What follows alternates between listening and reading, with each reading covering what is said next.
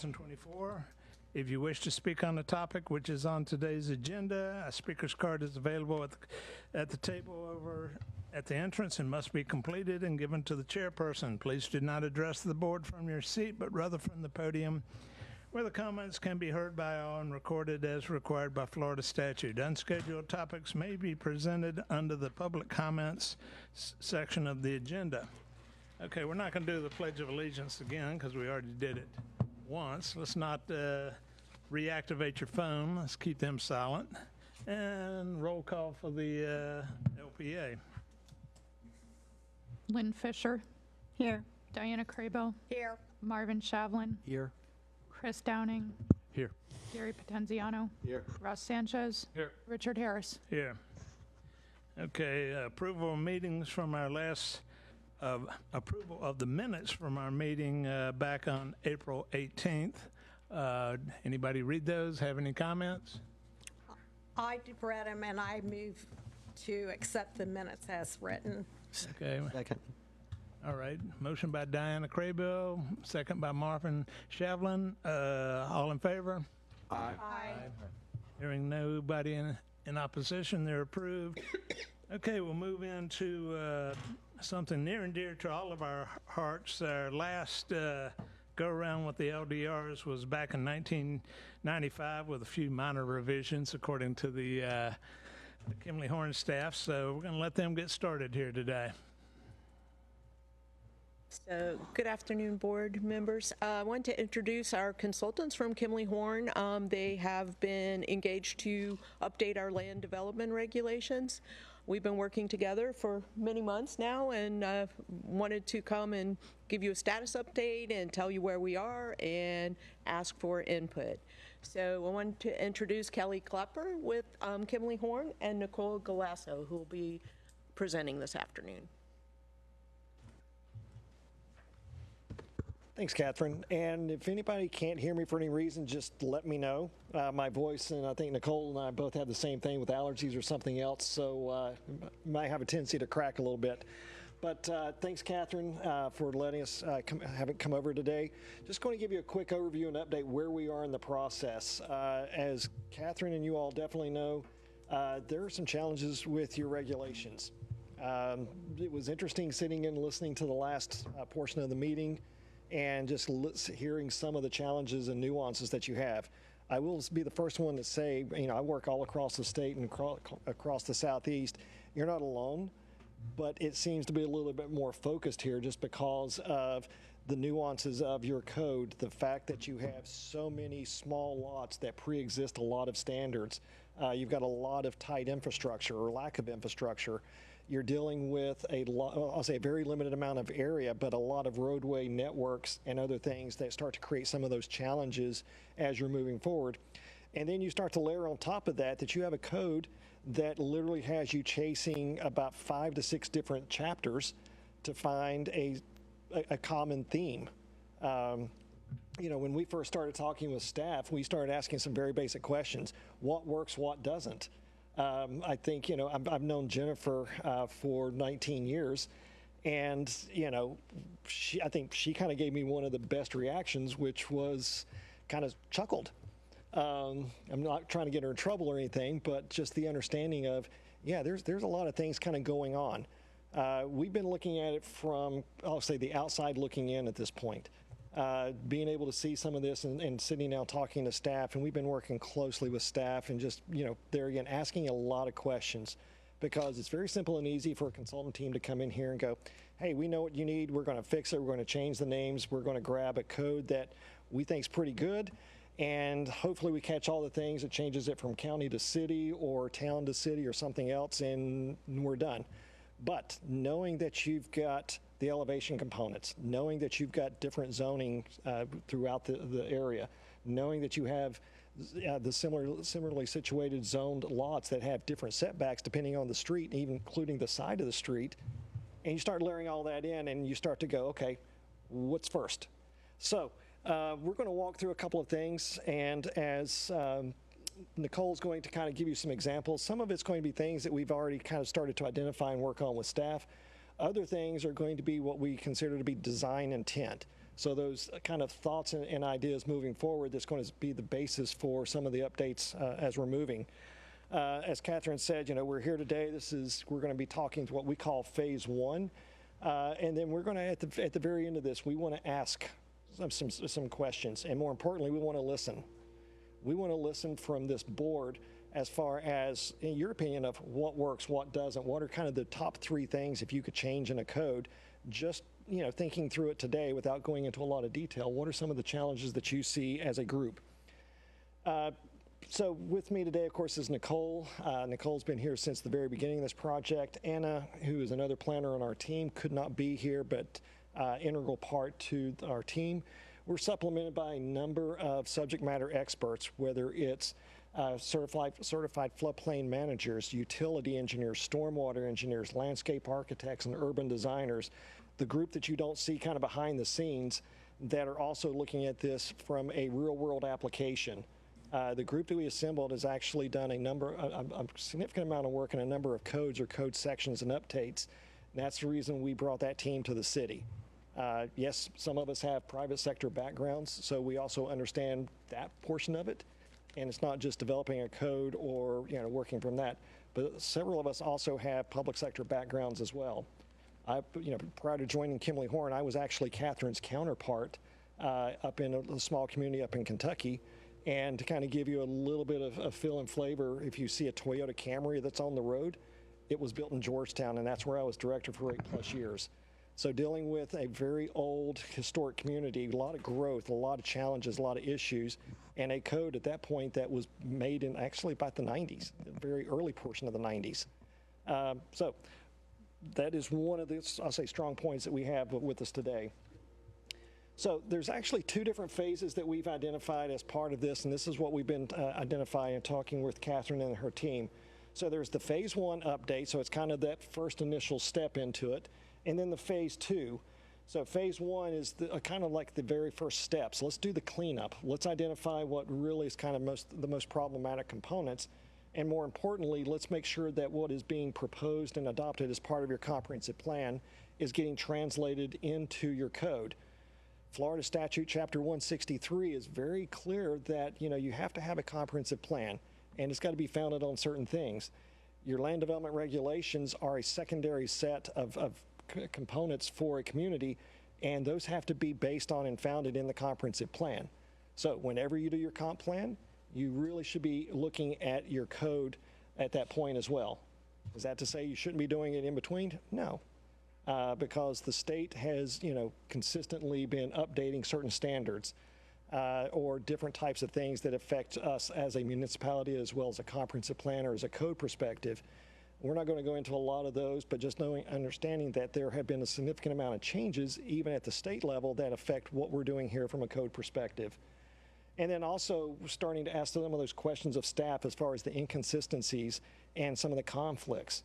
When you look at one portion of the code and it points you to something, we'll say it says 3 feet, and the next section, and like 2 elements over, is talking about something completely different. Which one starts to take precedence at that point? So our team's been kind of going through there and identifying and just having a good understanding of exactly what is and what's not so that we can move forward. From an overall timeline, I know some of this is predicated on some of the work that staff and this body is doing. The Elevate and some of the other components that you all are working on very diligently have a direct impact on portions of what we're doing. Is that to say that our entire phase 1 is built off of that? No, it's a small portion. So we are literally running parallel paths with the components of the update itself. So as we have been working on, we've identified some of the baseline issues and working with staff collaboratively. We actually meet with them every 2 weeks. For about an hour plus. We've identified a draft outline of how potentially to reorganize the code. And then as we're starting to, like what we're doing right now, provide some potential updates and sections for staff to be able to react to and provide responses to using our best guess, our best judgment, and our subject matter, working that through staff and starting to test some of that. We will be, of course, when you see this schedule, there's going to be a community workshop towards, let's say, fall, when we have folks coming back in for season, so that we've got the biggest bang for the buck, so to speak. It's, unfortunately here in Florida, especially in the areas that we live in, we lose a lot of folks for 6 months out of the year. And we want to make sure that those folks that have the ability to be here or have a vested interest have the opportunity to provide comments as well. But more importantly, we want to make sure that we're capturing enough time to be able to address comments and thoughts from this group as well. And as we go through, there again, we are talking about less than a year from now, so I'm assuming about 9 months max, that the Phase 1 LDRs would be updated and the public hearings at that point. So yes, we've been at this for a little bit. Codes are not something that you can do overnight, but also we have a very clear path moving forward. What are some of the goals of Phase 1? So you're going to see us kind of talk about some standard language here. So we're talking about the reorganization, simplification, standardization, clarifying. So trying to make it easier not only for staff, but for this body or for somebody that's coming in to understand exactly what the code says and why. Just realized we got a slight formatting issue on there. It's because the PDF version and the PowerPoint version are something going on with the fonts. Do you have the PDF? No, we're fine. We're fine. We're fine. We're Okay. Oh, I was going to make a bad dad. My eyes. Oh no, I was going to make a very bad dad joke at this point and go as we're sitting here talking about reorganizing and simplifying and clarifying. We have a typo that something's lining up on top of each other. I promise it didn't look like that when I exported the slide. fine. But there again, looking at portions of your code are, okay, I'm just going to ask a stupid question. Where were y'all in 1995? Jen wasn't born.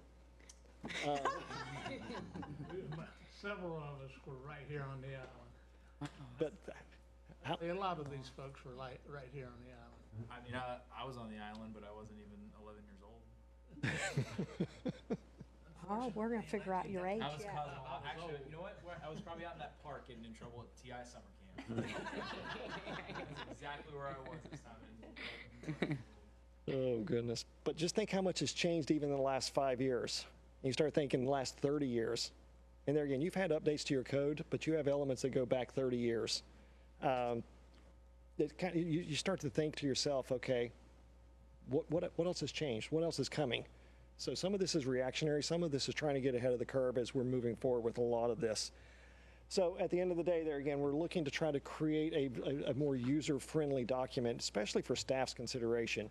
The less confusion or interpretation that Catherine and her team have to make, the better it's going to be for everybody. Because there again, if it's clearly written and it's identified, it has a series of graphics that we can point to and say, this is what we mean, then that makes their jobs so much easier, and it's a lot easier process. So where are we right now? We've been working through a number of items, including creating a summary table of contents, which Nicole's going to walk through here in just a little bit. We're also consolidating processes and procedures. Right now, those are scattered throughout the entirety of the code itself. Most codes that you've seen or probably have seen have an entire section just on administration, which is process, procedures, and more importantly, who reviews and approves what and at what stage. So making sure that there is a very clear kind of sequencing and grouping of that. Decisions and appeals. If somebody's coming to staff and they file an application and they receive an interpretation that they're not comfortable with, where does it go from there? So making sure that it's very clear that there is this kind of roadmap moving forward. Looking at, we're actually finalizing components for the non-conforming situations. Non-conformities in the city of Treasure Island are plentiful. So we got to make sure that one, we're being consistent with state law, two, we're being consistent with the law, and three, being able to address those non-conformings without creating an undue burden, or at the same time creating an open door policy for somebody just to be able to continue to move forward without any repercussions. And then more importantly, and this is actually one of the more challenging components, is to look at the zoning districts. Look at your bulk, what we call your bulk standards, your setbacks, your lot sizes, your widths, trying to create some level of uniformity. It's like I was mentioning earlier, and as you all are very familiar, just because it is zoned a certain way doesn't mean it's going to be the same setback even along that street. It's almost like it was a plat or a block and specific standards set up, almost like a planned development at some point. So there again, that's also one of those items that starts to create some challenges, especially for a staff's perspective. So do you use some sort of model LDR to kind of look at where we are today or where future state of where it should be, looking at other municipalities? Or I just wonder, because you're not just doing this in a vacuum. No, absolutely not. I would be misleading you if I said, oh, we create this from scratch. The good news is, one, I've been doing this for 32 years. Two, we've got an incredible team that have been working on codes, so we see the bits and pieces of certain codes. I'm not going to mention names, but there's some within Pinellas County that do a really good job, some that don't do a good job. There's some codes that we've written and developed for places in the city of Venice or the city of Cape Canaveral or city of Sebastian, and some of those that we can then bring to this exercise and share it with staff and go, what do you think? So it's a bit of a mix. It's like making meatloaf. Yeah. Okay. Great question, though. And please feel free to ask questions along the way. That's what this workshop is intended to be. So we are also, like I said, in progress right now. We're working on the landscaping and buffering standards. We actually have a working meeting with staff after this to kind of talk about some of those provisions, as well as how and where buffers are proposed, preservation of existing habitats. We're also working on portions from the sign ordinance. As your city attorney will tell you, there's been a lot that has changed over the last couple of years in the way of signs. You've probably heard her mention the Reed case. That's starting to get a little dated at this point, Jen, but it's still, 2015, I think? Yep. Roughly? I wanted to say it later, but you might be right. So, but that was one of the cases that signage, and it went all the way to the U.S. Supreme Court. There's another one more recent that is the city of Austin and outdoor advertising.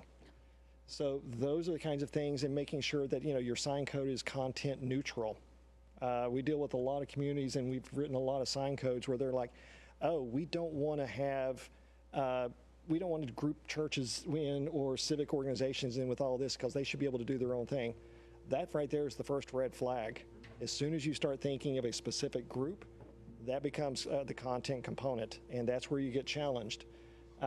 You can talk about the type of sign, the size, the location, illumination, materials. You can talk about all of those things as long as you don't go down that extra rabbit hole of that specific one or, well, we'll exempt the schools. Give you a true story. Right now, we're working with the community outside of Memphis, Tennessee. We proposed a content neutral sign code. We presented that to staff and to their elected body. Elected body goes, it's a little too restrictive for us. We're okay. Well, an individual across the street from City Hall did an inflatable sign, made a derogatory political statement. City sent code enforcement out there, and they have just paid out over $32,000 because of an illegal sign code. Because it was addressed as a temporary sign, but it was also political of nature. And they said, well, you can't have a sign because you're in this district, and you identified, and they specifically said, you provided this type of sign. And the courts ruled against the city very quickly. My earlier call this morning was, hey, Kelly, you remember that earlier version of the sign code that you had? I said, yes. He goes, we need it now. So there again, looking at all of that component as we're moving through. So what are some of the next steps? This is kind of a reiteration. So we are looking, of course, at those specific chapters that deal with your land development regulations, those items in chapters 68, 70, 72, 73, 74. One of my jokes on my internal team was we hit 80, we sell. But don't worry, a city south of here, further south in Sarasota County, had more chapters we had to play with, City of Venice. So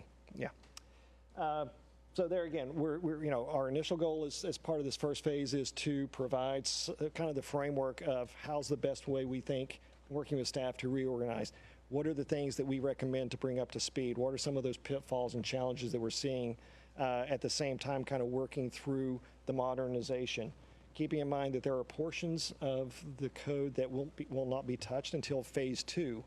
Phase 2 follows the phase 1 adoption. We had to get the baseline in play, and then we go back and start to add on to it at that point. So I'm going to turn it over to Nicole. At this point, she's going to walk through some samples and examples.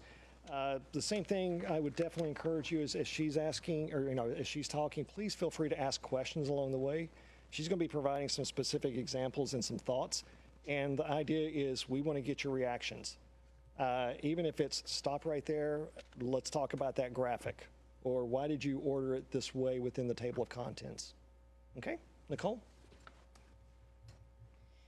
Good afternoon, board members. So as Kelly said, I'm going to be presenting some of the proposed work that we've completed thus far, and then also showing just some examples of what our future work might look like. So one of the major goals of this update is to reorganize the LDRs and condense and simplify. So we're going to start that by having an introduction chapter. Most zoning codes, land development codes start with an introduction that tees everything up and enables the comprehensive plan. So we're going to implement that. We're moving some of your sections, such as concurrency management, to its own chapter, just so it's easier to find and locate. The new procedures chapter is a bit of a, what did you call it, Kelly? Like making meatballs? Maybe a little bit meatloaf, maybe more of a Frankenstein of various sections of the code that speak to procedures and applications and administrative processes that are scattered throughout. So we'd like to move those all into one chapter so it's nice and easy to find for everybody. The ones that you see in navy blue, we're not touching. That's the current order. There will be some reorganization within those, but those chapters will remain as is. And then, of course, I'm sure you all are familiar with the new stormwater chapter that staff has been working on as part of the Elevate TI initiative. So Kelly mentioned earlier that one of the major pieces that we've been looking at currently is moving the standards that are in your lot and bulk table into the individual zoning districts. And the purpose behind that is so that both staff and property owners can quickly look up all of the standards that apply to a property just based on the zoning district that it's in, rather than having to go to various sections of the code. Also, we've found by looking at the lot and bulk table and moving it into the individual zoning districts, there were some inconsistencies that have come up in terms of an intensity or a building height that's mentioned in the lot and bulk table, but there is, potentially a conflicting standard within the zoning district. So this will just allow, it will limit the chances of that happening in the future and also make it easier to update should the city decide to do so. So this is an example of what these tables would look like within the zoning code in the individual zoning districts, where if you were in PRMU and you wanted to develop your site, you could come, click on your zoning district, and most of the standards that you need to know about your property are right there. I like that. That looks like a wonderful table, and to have it by zoning district. That's great. And as we talked about, we'll also be adding a decision and appeals matrix into that new procedures chapter, and it's quite timely with your discussion about which variances come in front of you all versus which come in front of City Commission. This is just a snapshot of what that larger matrix will look like. But essentially, we've organized it into what are staff level administrative decisions, what are planning and zoning board and LPA decisions, and then what are City Commission decisions. That second column will have hot hyperlinks to those sections of the code that bring you back to the actual standards and regulations. And then on the right-hand side, you'll see, I know it looks potentially a little like confusing with all of those, letters and brackets, but there will be a nice little key that explains it. DM would be, this is who the decision maker is for this particular procedure. R would be, this is a reviewing body. Then it goes to the decision maker, and then who also sees the appeals on it. and the brackets will indicate whether a public hearing is required or not. So this will really make it simple, especially for users of the code who aren't staff, to quickly see, hey, I think what I want to do is going to require a future land use amendment. What exactly will that process be? Who will I have to go in front of? Is a public hearing required? It will all be contained within this table. And so here are some examples of graphics that show our design intent. I do just want to note that these were developed for other municipalities, but as this project progresses, we'll be working with you all and staff to determine which graphics make the most sense to add value and enhance your LDRs and clarify standards. So these are very commonly found throughout many of the code updates that we do, and they really help to clarify both for staff and other users of the code exactly what is meant by what's sometimes very technical language. And we'll also be adding in some flow charts to the greatest extent possible where it's appropriate. Again, this is just to show our design intent. This is for another city, but they wanted to take that, you know, very long section of code that explains the process for a land use plan amendment and just condense it down into a simple step-by-step that I believe they even posted this on their city website. So they took something that was within the code, condensed it down, and now it's available for everybody to look at really quickly. You can see exactly how many steps would be involved if your project would involve a land use plan amendment. So now we'd like to turn it over to you all. As Kelly said, we really want to hear your big three. What are the key issues that you want to see this code update address? And then, of course, just anything else that you'd like to share with us at this time. I'm going to be taking notes, but please feel free to direct questions or suggestions to either of us. Okay, I have a big one that I have been harping on for the last 20 years. You look around Treasure Island, there's not a good example of architecture in this city. There's not. A couple of minor houses. But anyway, when I was doing work down in Lee County and Collier County, that area down there, they had started getting into architectural requirements. You're not going to build a sugar cube. You're not going to build a glass box. You know, and I've always said it. I said, no sugar cubes, no glass boxes. I want the Don Cesar. And I mean it. You know, situation is, I've talked to a lot of architects. I worked with a lot of architects. And I said, show me some good examples of architecture in Pinellas County or in the state of Florida. There's a few.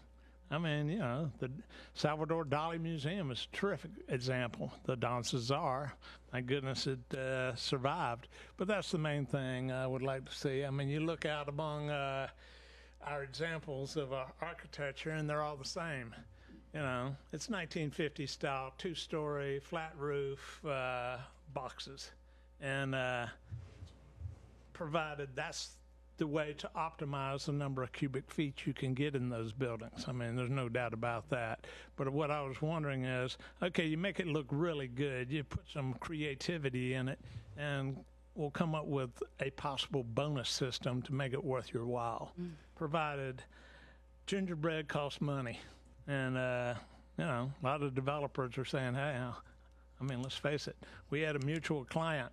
They didn't want to spend anything on gingerbread. They wanted to do what they did, and they built boxes. And I think it was partly them that started down in Collier County and Lee County, hey, you're not going to build that crap anymore. And I'd like to see the same thing here on Treasure Island. So that's my big one. So how is that done in other municipalities to raise the architectural standard, which is, you know, beauty's in the eye of the beholder? So how is that? In the eyes of the beholder, but the thing is, you had to have some parapets, you have to have some architectural facades, you got to have some features to it. You got to come up with a definite architectural standard. I mean, for instance, the Walmart that's built on 34th Street and about First Avenue North, that has a little bit of architectural feature to it. What they used to build back in the early 2000s and the 90s would boxes. I mean, they look like, and I'm not picking on the old resort right across the street there, but that's a prime example. Flat roof, 2 stories, nothing to it. And so it's not something that, yeah, you got to build Queen Anne style architecture. You got to come up with something that looks different and good, but you got to do something. We're not going to say, oh, it's not. Well, I was down in the villages of North Palm Beach, and they had a actual standard there of all architecture in this city will be Mediterranean style.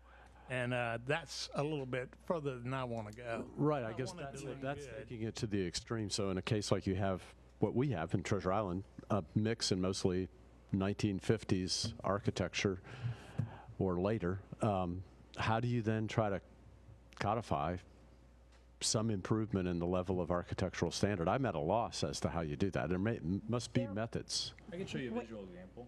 Yeah, I've seen, yeah, So this is a gas station in Franklin, Tennessee. right. A farm, but it's not just a flat. You familiar with Franklin, Tennessee? Oh, quite a bit. I mean, So- their Chick-fil-A isn't the normal Chick-fil-A. It's Right. white brick with different lightings out. So what Richard was saying is different little. So you things. can do overhang, you can force overhangs, and that's how you codify That it. Shell station looks Yeah. like a farmhouse on the outside, Yeah. but it still has gas pumps underneath it. Whereas you Right. know every gas station you look up and down, you've got 2 poles, flat roof. So how do we do that? I thought in our, So how do we actually accomplish that? then? when we were working on, I believe, our comprehensive plan way back, that was one of the elements that Pam brought out from one of the other cities that she was at, that they had like 5 different designs of architecture.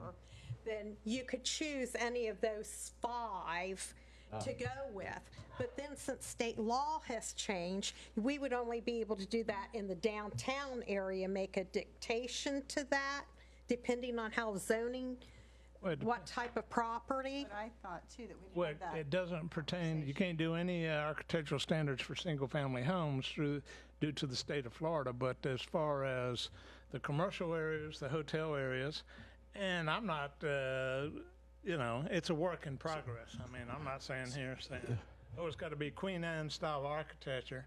What I would like is, and what I've always said is, let the architects be creative. Let them do something. And, but the thing is, you come in here with what this building looks like. It's a glass box. You know, you got to have some architectural features to make it look good. So- How do you codify that, Chris? Yeah, so how do we practically do this? Is it something the city commission has to go forward and pass, some additional regulation in Well, order for this that's, to occur? Or- We have nothing on the books for it right now, and of course that's why I jumped in here real quick so Kelly and Nicole can try to incorporate in what they're doing right now, because like you said, Chris, it's hard to come up with, but you just look down the Gold Boulevard here, and by and large, it's all the same. I mean, Crystal Palms is probably one of the better examples of architecture on the city, but there's no there's no wonderful examples. And then you take like the most recent, not to say most recent, but like you take like Ocean Club. Like no offense to them, but they're wanting to make as maximized. Yeah, as much as it's they a can, max and box, yeah. It's a white. Yeah, but box. there's Face the still ways beach. to make that look better. Can you show us examples of what you've done in some other cities Yeah, along and these lines? I don't have it with us today, but So you're I love actually... the idea. I love the idea, Richard. I really So, do. so as a part of this, Richard, does this mean, like, with the recommendations your firm is making to the city of Treasure Island, to the staff, you can incorporate ideas like this to actually raise the level of the code itself, and then it's procedurally, again, I'm coming back to that. Who votes on? Is it at the end of the day? Is it the city commission that has to say yes, we want to go forward with that? Because we're listening to this as this board. Do we have the authority here? So you're not the final decision maker. Okay. So you will basically, any changes to the land development regulations will come through this board. You'll consider them and determine whether or not you're going to recommend them to the city commission. And then the city commission will evaluate it and determine whether or not they're going to adopt. So they're the adopting authority. Okay. Yes. Thank you for clarifying that. So we can, as a board here, influence this a great deal. Oh, Okay. absolutely. Solutions out the wazoo. Okay. Whether it gets Yes. approved or not. Right. Okay. Right. Well, I'm in favor of what Richard is saying, what everybody else is saying here too, that we should, certainly want this LDR to be easier to understand, easier to implement, but more importantly, let's take it to another level to change the way TI is going to look in 50 years. Well, like down south in Lee and Collier County. I mean, their code wasn't as bad as Palm Beach, where it was like this style only, but it was no flat roofs. You got to have some elevation to your roof, and it was some general comments, but it basically encouraged guys like Jack Bosiak to come in and say, "Hey, this is what I want to do, and this looks good." Yeah. Too many times, and being in the development business for a long time, I want 150 rooms in this hotel, and you max it out to the setback lines, up to the building height, and you end up with, the Bilmar. And not that I'm picking on the Bilmar, but it just happens to be standing there, and it's a cube with cell phone antennas hanging off of it, which I wish we could get rid of those damn things too. So, all of this discussion, have you been instructed to add this type of thing to this? So I believe, in this exercise? Nicole, correct me if I'm wrong, if that's part of phase 2. We actually, that's part of phase 2. So what we're doing is, and here's the thing I will tell you, other communities do it. We did this with City of Venice. They actually had something very similar that was, it had to be Mediterranean or Northern Italian. Of course, if you Google those two things, you come up with, I don't know how many hits. We simplified it down and we said, okay, what are the main elements that we as a city want to have? And it got into, okay, we came up with a laundry list, and it's like, okay, for all new development or redevelopment, thou shalt provide at least 5 of the following 8 features. And it got into the windows, the doors, certain things in the pitched roofs, and it couldn't just be one. It had to, and there were certain standards that went along with that. Because there's, at the same time, a lot of these people have certain design development standards, so one size does not fit all. And that's also going to be one of my big preaching points to anybody is one size does not fit all. And I'm going to come back to that, especially on parking in just a moment. The one thing I will definitely say is don't push the envelope too far because what you will get is, we are trying to make us look like X. We're not. And don't do it during an election year. So the timeline that you showed up here earlier, like I said, was the phase 1 is not to it. The phase 1 is not, but we can at least start thinking and setting the stage for that. It just may not get adopted as part of this, but being able to move forward, we've got a little bit of time to start saying, okay, what are the features, what are the aspects that are most important? All right, thanks. I want to throw out this one quick observation as well.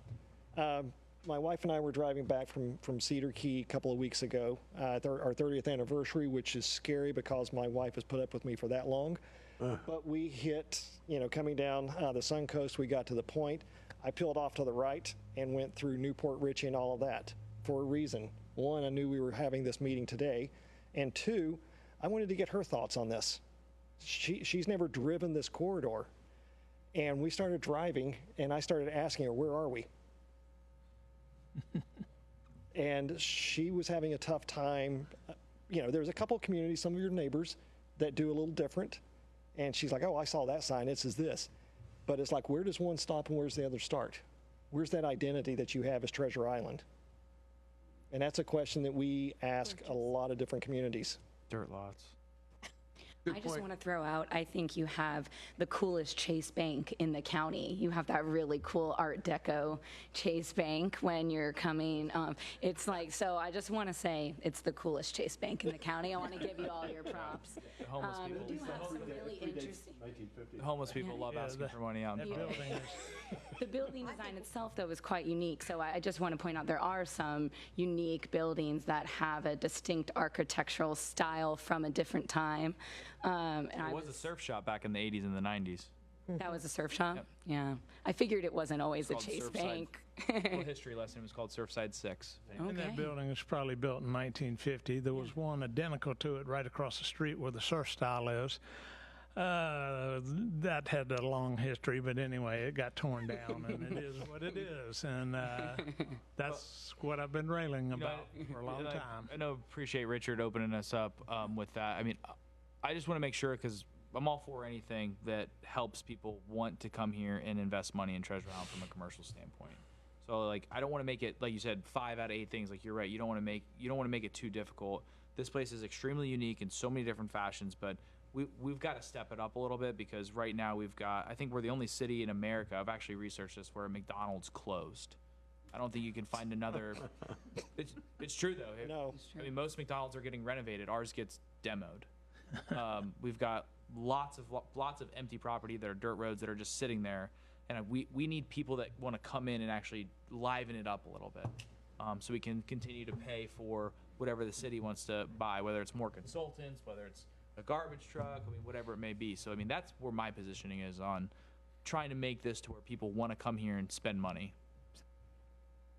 Exactly right. You start reeling off the properties that need help in this town. I mean, our own central business district, the Gators property's been sitting vacant for 20 years. The club now is going through its challenges. And I just want to reiterate on what you just said. My comments aren't intended to stop development or make development. It's to help development, because like I said, if we can, and I don't know how to work out the minutia on this, but let's just say the guy comes in and designs something that really looks sharp. I mean, you know, you got a Key West style architecture for our central business district, and maybe incorporate somehow that, hey, you're going to spend this extra money on architectural features. Here's your reward. Don't come in here with a glass box, because you're not going to get any rewards for designing. I mean, let's face it, there's a couple examples of architecture that I'm happy to show to you down on Sunset Beach, that if I could find the architecture, I'd slap his face to this day. Are we being broadcast, by the way? Yeah. This is normal. I know. This is normal. Don't worry, he's not alive. That condo's been there since 1970, and I have to look at it every day. The gentleman over Yeah, there. there isn't a day goes by, and I'm constantly hit by residents, people in the island. Where does the fill dirt fill in? What are we going to do with the seawalls and all that stuff? Where does that fall into this whole plan? That's stormwater, isn't Are it? you talking about with regard to Elevate TI? Yeah, where's that going to fill in? So that's being handled separate and apart from this, because it will actually potentially be enacted before we're through the LDR renovations. Why are we having it separate? Only because of the time frame in getting it accomplished and trying to move forward on Elevate TI. So here we're trying to organize and condense, and we're pushing this outside that. No. One element. No, Elevate TI, they're just changing the regulations that have to deal with the elevation. So that's all that's going to be changed within the code. Those will be provided to them, and when they're going through the land development regulations and moving things about, they may get shifted as well, because you never stop developing your code merely because you're going through a rewrite, because things come up. But with that, they will receive those.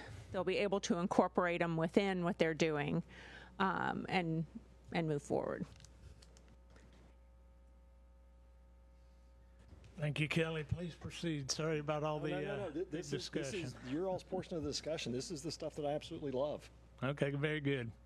I think what, like Richard just started, hey, because I'm with Richard, and I think it's more of like, if I like the idea of giving somebody a little bit of extra credit, because then an architect could say, like, look what it could be a trophy piece for their portfolio. So that's the thought process behind the allowing for a bonus point or whatever you want to call it. Well, and that's what I was kind of saying about, rather than worrying about a little rallies when we got this big city block in our downtown area, if staff was going to exert and expend energy and money on chasing something, I'd rather them put it in that big space than I would a little space. And I mean, gas stations are going to pump gasoline. You don't know what all could come out of that if you gave a little incentive some way, even if it's some type of a tax incentive. I mean, we've got to think about different things like that. So all this is, that kind of discussion, as I understand, it's all going to happen as part of a phase 2 after this? Portions of it are going to be phase 1, some of it's going to be phase 2. That's the reason Nicole is over here taking very good notes, because after today, we're going to go back, talk to our team, and we're going to take that and put it into the 2 buckets. Okay. And then come back to staff going, okay, here's what we heard, compare notes, this is moving into this. Let the LPA know that this is in the, what I'm going to call the parking lot, which is phase 2. Okay. But so that everybody knows, hey, by the way, and this is something we've encouraged of all communities, as topics are coming up, and it's like, oh, we need to make sure we're addressing that. Get that to staff. We will put that in on the list and keep it fresh in front of everybody. Because here's one of the things I will tell you also is, you know, breaking this into 2 phases is not uncommon. What you start to run into if you're not careful is you lose sight of one item because you're here versus here, and you start to design certain things. We came in and started working with another community, and this is the other thing I was going to say, one size does not fit all. Parking. You know, most parking codes do a very poor job of regulating parking because they use the term regulation. And I'm not saying we throw parking out, but 90% of the codes that you see out there right now are old, and they also, or a restaurant, or we'll say fast food restaurant, including the one that just closed a few years back in the day. They treat everybody exactly the same. But is a McDonald's, is a Chick-fil-A, is a Starbucks, is a Subway, is a Panera, are they all pretty much the same? Do they generate the same amount of traffic, the same amount of trips? But unfortunately, what happens is a lot of our codes say all 5 of those are exactly the same, and here's your code. One of our approach. How do you differentiate? I mean, you know, you look at McDonald's, everybody's tired of McDonald's. Chick-fil-A is kicking ass. We're actually working on a community right now where we're getting in and starting to define some of the QSRs, the quick serve restaurants. And the realization is that on-site parking isn't as critical as the stacking distances in the drive-throughs. So making sure that you've got those elements of the code kind of laid out already. The other thing that you start looking at is, and this is another one I love to do, when you go to Target or to Walmart and you do the online order, you know, you're not going into the store. Where do you go? You go into that little marked parking space and you call the number and they bring it out to you. Technically and legally, is that a parking space or a loading and unloading zone? Just It's how you interpret it. exactly. How do you interpret it? How do you want to interpret it?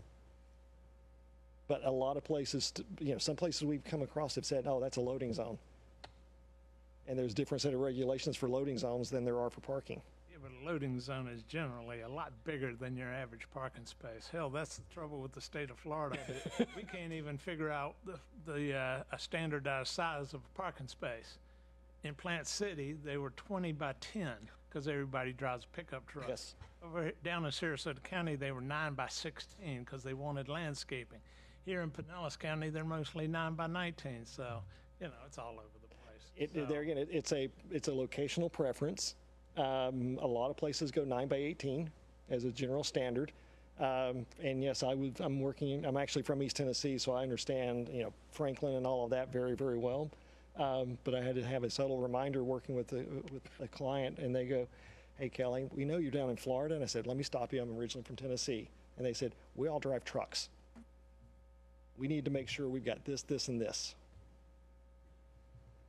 So there again, what is that recommendation? What's the preference from the community? There again, generally 9 by 18, pretty safe bet that you're going to capture everything at that point. So I think what I've heard is you're going through this exercise to obviously help us improve the organization and convincing this regulation, but us as a planning board, we could be parallel continuing to work on ideas that would help encourage better development here in downtown. And at some point, those ideas could be incorporated into this regulation, whether it's phase 1 or phase 2. And so, Richard, how do we do that as a board? You know, mechanically, get those kinds of Discussions ideas and probably make motions yeah, I mean, and approve it. what we're doing here is good. I'm not trying to shortcut that. I'm really just saying I'm a little, I'm trying to understand how, you know, citizens or us as the board actually put proposals forward to say, make it so that developers can do something unique in downtown or have more flexibility. I don't know. So, again, I don't know if it's phase 1 or phase 2, but what would the idea here today is where he's asking us, like, what issues we cover. So, like, currently right now, and I don't know the number, maybe Richard or you all know, but like when it comes to like a hotel needs to have X amount of parking spots, right? So take like what we went through before with when it comes to the next hotel. Does it need as many parking spots as our code from, I don't even know what year says? 95. You know, you always hear Richard talk about, you know, he said, Richard usually starts with the situation is, that's usually how Richard starts his statement. But like when it comes to Gulf Boulevard coming in or getting cut, you know, it took out some parking spots. But our code would basically, so right, this is the time where we need to let them know if Provide some flexibility with it, right? to say that, you know, if it's got X amount of rooms, then they can change it, basically. It doesn't need the number of parking spots that we currently are writing. That in itself would make it easier for a hotelier or whatever to come in, or restaurant, you know, like if someone wants to build a restaurant, this is where we make those changes, or at least we get to propose them before they go to the fact. Yeah, and this is a lot like a pre-application meeting. I mean, Kelly and Nicole are here and they're presenting their first step of what they want to do.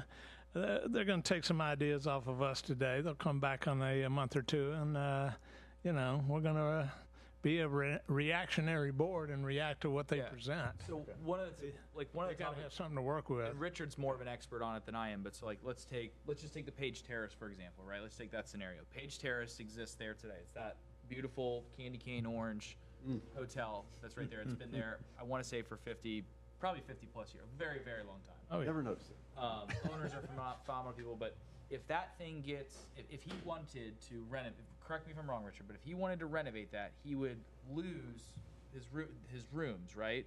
I know Arthur pretty good, and he's got I'll give you the numbers. Yeah. He's got 36 rooms in there.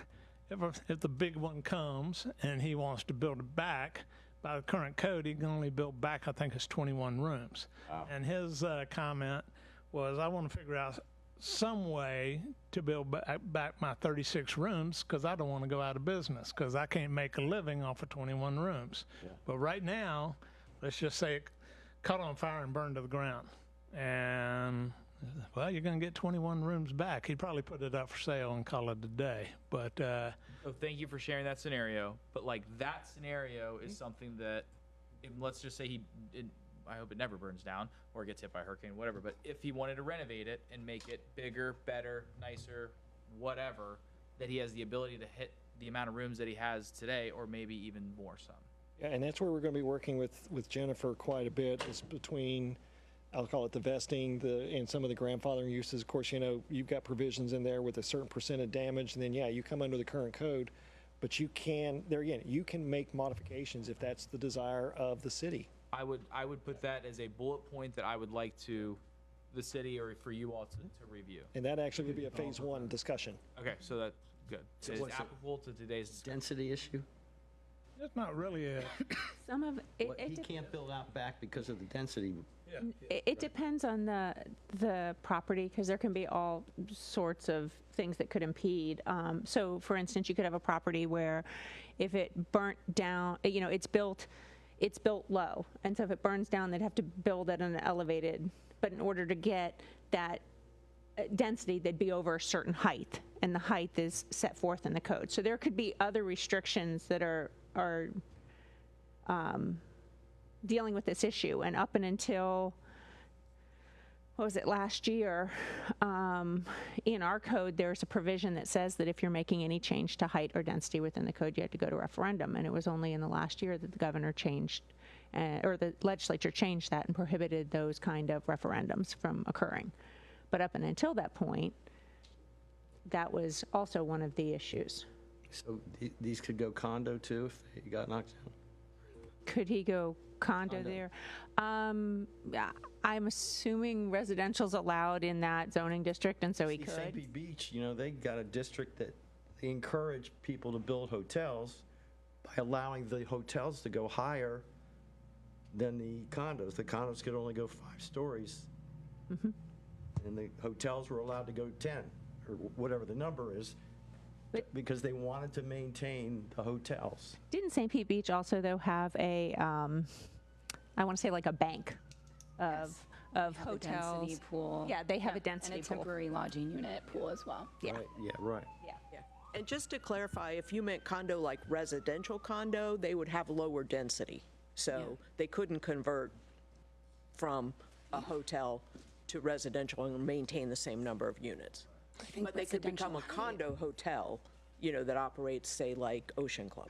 So I just wanted to clarify that. Catherine, along those, a little bit on those lines, I think through one of our other meetings, part of our problems with, let's take the Page Manor, that they couldn't keep on going up because of height, but then also because they didn't have space for enough parking spaces.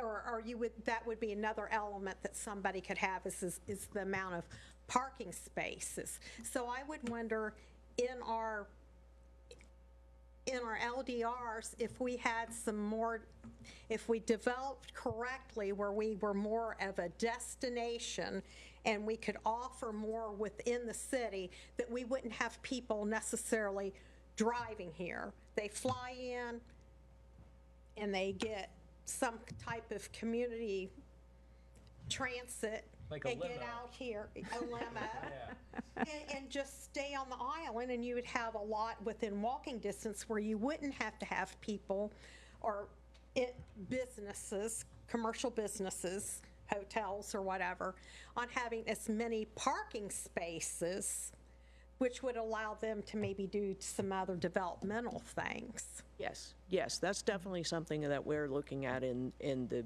LDRs, is to update those parking standards to more modern standards that reflect that people Uber and use other methods of transportation. Because just like everything in our code, our parking standards are very old and definitely need to be evaluated. Okay. So, and I'm going to add on to something that you're talking about if I can, because I've worked on a number of codes and we do this routinely, especially in this situation. If you have a valet service, and you can there's usually a ratio of for every 3 valet spots, it's the equivalent of 1 parking space or something, some sort of ratio at that point, because a valet service, you're not needing all of the drive aisles and everything else. The shared parking, other provisions like an alternative parking study allowance that says, you've done this in other places, come to us with a study to show exactly how you're going to do this. I've worked on a code in a community in South Florida where they had dedicated employee shuttles. And they've got very, very creative with some of their transportation demand management setups to where there were provisions built into their development order that said, we're going to provide X, Y, and Z, and in lieu of that, we reduce our parking numbers down accordingly. So there are provisions for that. If you look in downtown Ocala, the new or semi-new Hampton Inn, or I think it's Hampton, right downtown, there's 0 parking. Why? Because they've got an agreement with the city parking garage across the street. Yeah, like Chattanooga, Tennessee. Yeah.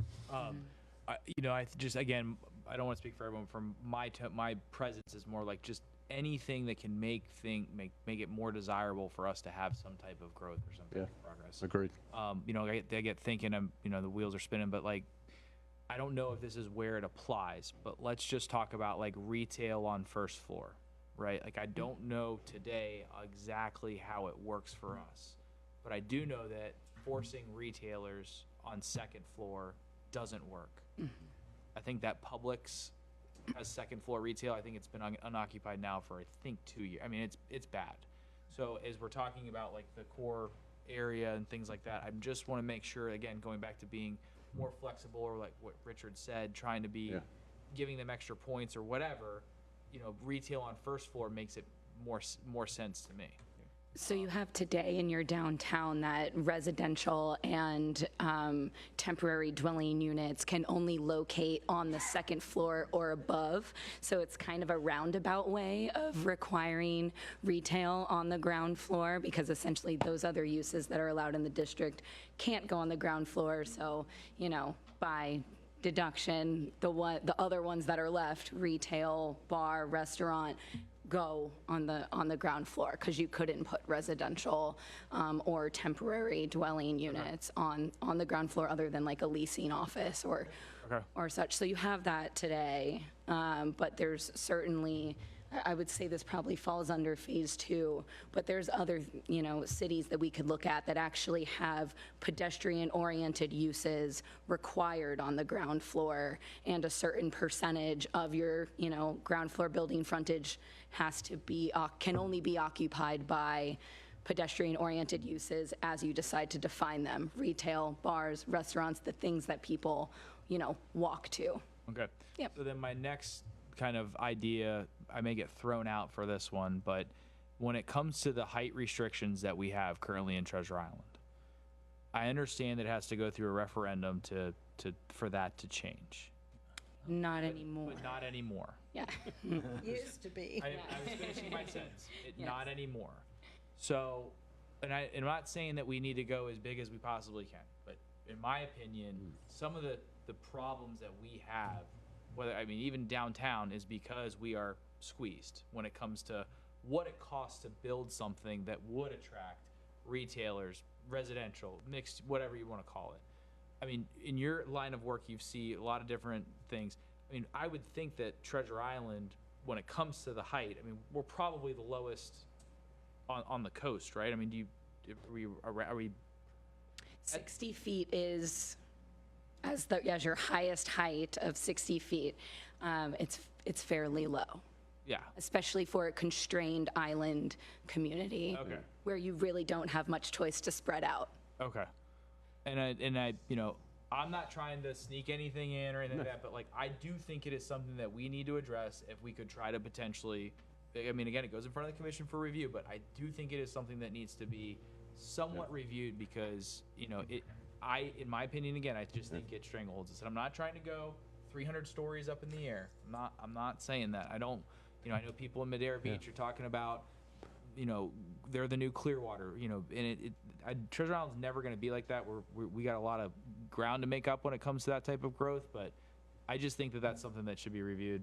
I'm probably a lone wolf on that, but I'm going to put it out there because right now is the time that, when you asked about what the key issues are, that's definitely one of them.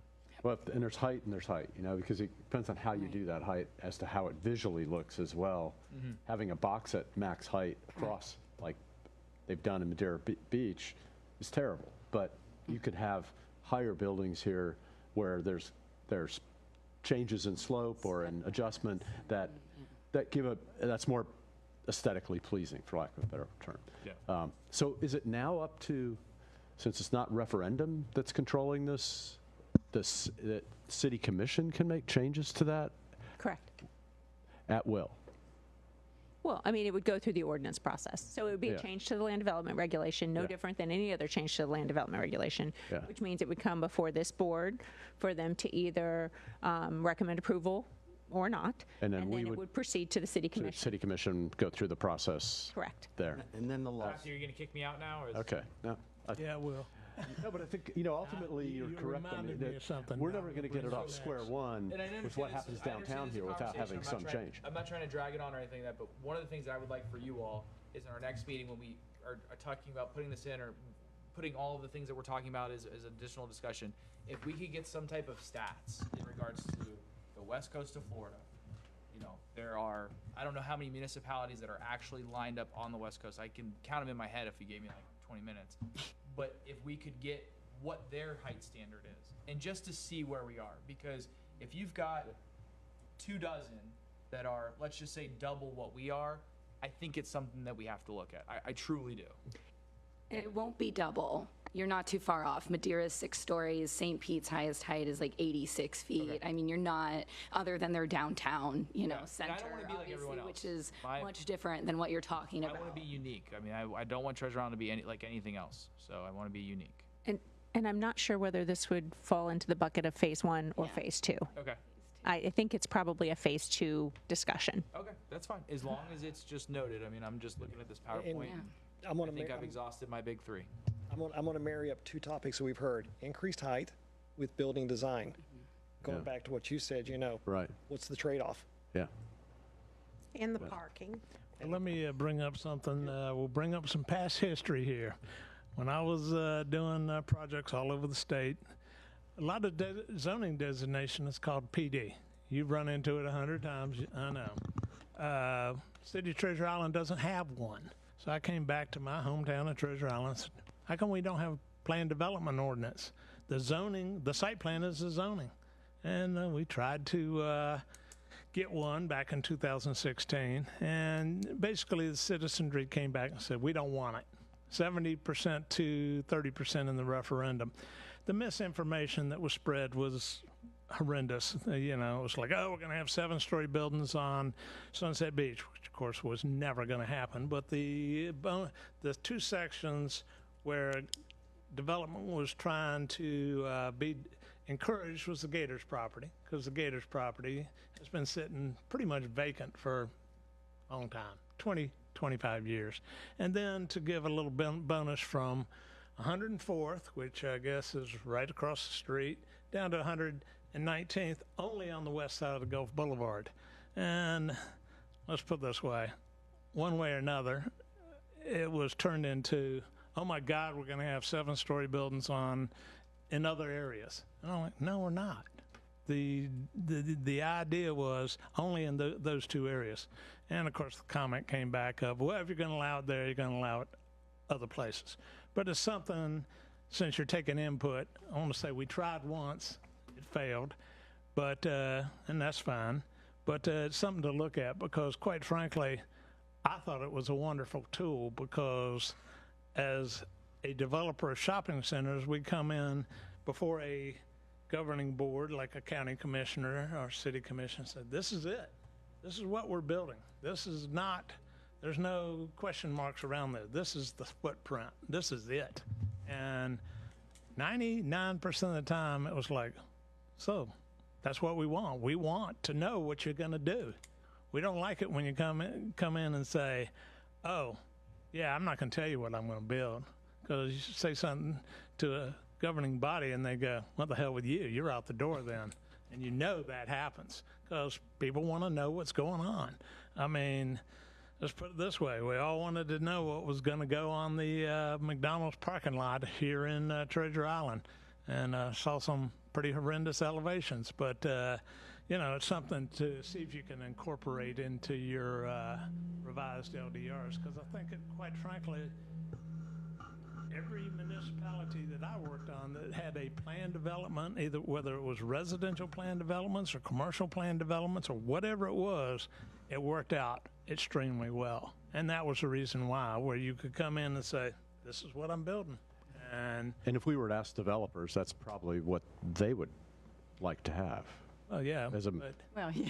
I mean, in a good way. I mean, just so that they could move. Because, right, the reason nothing has been built on the Gator property is because you can't do it effectively, and it's not. Have you looked at some of our bigger parcels that are dirt lots today and applied to like what our current code is and said, like, here's the issue? Like, do you have some feedback for us? Like, is there things that you already have that would help us? That's a really good question. We have not looked at specific properties. Have we started looking at just the application of the code in general? Yes, but specific properties, no. But that is If part we- of our scope to that- yeah. test the LDRs Okay. eventually I would of say, I what mean, they if- are today and what. If we had one like empty place, I wouldn't be so bothered by it. But when we've got the TI Club in the front and we've got this downtown. and then John's, our side of John's Pass, and it's kind of wearing on. I think a lot of us as residents kind of get a lot of questions from other residents in regards like what's going on. Yeah, those are three And- big areas. And not just one side, just not the south side of downtown, the north side of downtown as well. I mean, we've got businesses that are not closing, but just moving out. So it's just being something that, not to try to give you guys more. No, that's homework, that's the elephant. That's actually part of it, isn't it? Yeah. I mean, that those is. three I'm things. talking about the 3 big areas of this town. Like, it's, it's like I said, it's prime. I mean, it's, this is the time where we can make some changes and hopefully get some growth, and which would increase more revenue dollars to this city, and we can buy a new fire truck or buy a new police boat or whatever it may be. And Take care of our employees. Sorry. Oh, Not that sorry. part. Treasure Island is a community where the people that you hear they want all these mom and pop things to stay. And that obviously can't happen, but if you could give us some information on communities that have been in a similar situation and have done things to stimulate growth and not necessarily just height, because we tried a while back and that didn't work real well. But, you know, even if we could offset it, maybe a little bit more height, but they did this and it stimulated growth, it would be good comparisons. Absolutely. You know, Lynn, it's interesting because when you say like, oh, people want to keep the mom and pop thing, but if you actually talk to those mom and pops, they actually want some changes. They want some things better. But they can't really make any change. They're, yeah. Tie downs. But when downtown is a No, I dirt mean lot, the residents that don't want anybody else to make money off of their property. You know, like they want, why don't you donate it to the city as a park? Those are the people, not the people that are trying to make a living. Yeah. we have enough parks. You know who's done a great job is Dunedin. You know, he built that big parking lot in there, and they forced all this business down there. They're doing phenomenal. And they've done some great things there, so hopefully you can bring these type of examples in and show what small communities have done. You saying Dunedin? Dunedin, yep. You want to talk? But that's not really on the beach, though, and that's a different But, category. yeah, I know, but they've done some great things to force people in. For downtown development. And it's not high rises. No. It's just very cute and quaint. And they put a nice parking lot in there where they don't charge anything. People can get in and out very easily and go.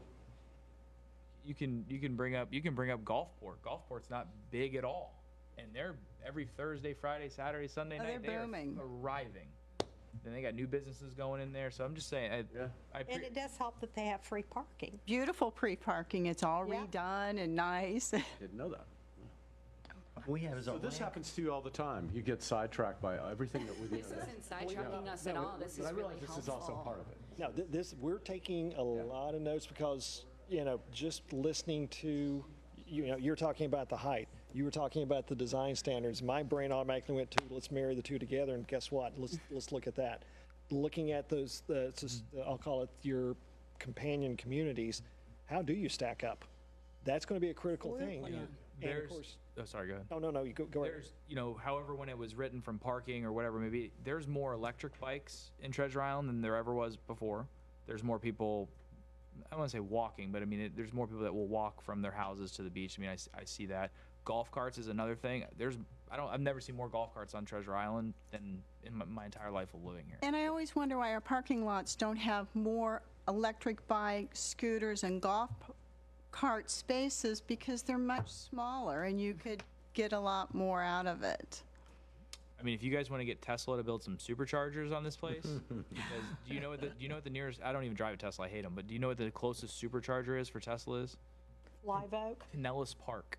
Oh, At the Wawa of Gandy. My gosh, that's like a 40-minute drive on a good day with traffic. I understand. So I'm just saying, when it comes to, like, again, I'm not, I know that we're off, I'll shut up now, but when it comes to things that we're thinking of and going into the future, I don't know if it applies to our code or whatever we have, but Absolutely. like something to make that a little bit more easier when it comes to charging vehicles. That's something that we should be looking at. micromobility. Yeah, and electrical vehicle charging infrastructure. I mean, that's definitely the modernization of the code. That's also, you know, part of the overall update. And as Kelly said, we'll let you know what falls into phase 1 and phase 2. Although when they explode after a hurricane, it's not a real good thing. So Well, I guess we're at the point now, I mean, you got discussion and next steps. We're giving you I hope a lot of input. Yes. Now, just tell us what the next step is. I mean, obviously, you go back to your office at Kimley Horn and do some work. When are you coming back to see us again? What's our, I know we said. Our next event would be a steering committee meeting, which we were considering doing a work session at City Commission, where we would, you know, have a very similar presentation and format to what we did here today. And we were looking at doing that sometime in the next few months, I believe. Are you going to Has anything changed? Are you going to communicate our thoughts to the city commission? Yeah. That you've picked up from us? Well, I would You can hope communicate your thoughts to us as well. they come back to us first, because Quite frankly, I'll talk about our qualifications more than the city Yeah. commissions. I think this board is more qualified. And I've had people on the city commission say that to me. Amen. So Maybe a joint. hopefully you come back meeting. here first. We Yeah, take a look at absolutely. it. I don't mind having it. I don't have any trouble. I mean, I have a good working relationship with everybody on the city commission. And, you know, we're just here to help. We're starting to actually, like I said, start to roll some things out, so it's going to be very simple and easy for us to put together some baseline information for Catherine and the staff to be able to provide you with some regular updates, and kind of keep working from there. Great. Are we at a point today where we can, one of the reasons we do want to talk about Elevate TI next, because a lot going on with that, and I know y'all aren't too involved in that, but I think it's a very important next step. I don't know how much y'all know about that, but it's a next step to be able to bring Phil into this city. And right now, we have a law that says you can't. I would love to. We've actually got a work session with staff on the landscape code. Very good. So that's what's going to fall under landscape code? No, he's just. No, we have a meeting with. Yeah, we've got a separate meeting with staff. Okay. Yes, sorry. Yeah, I'm trying to pin in where's this coming. Yeah. But we have been, every one of our bi-weekly meetings starts with an update on what's been going on with Elevate TI. And to your point, maybe you all could put together your ideas in some kind of memo to pass along to Catherine, and then, you know, she'll pass them along to us. That way we can continue to incorporate, you know, all of your big three and these issues that have come up today as we move through this project. But we look forward to coming back and talking to you all soon. This was great. Here's the last helpful. little thing I'm going to leave you with. Don't be afraid to ask the tough questions. Period. Don't be afraid. Thank you very much. Thank you. Thank you all Thank you so all. much for your time. It was a pleasure meeting you.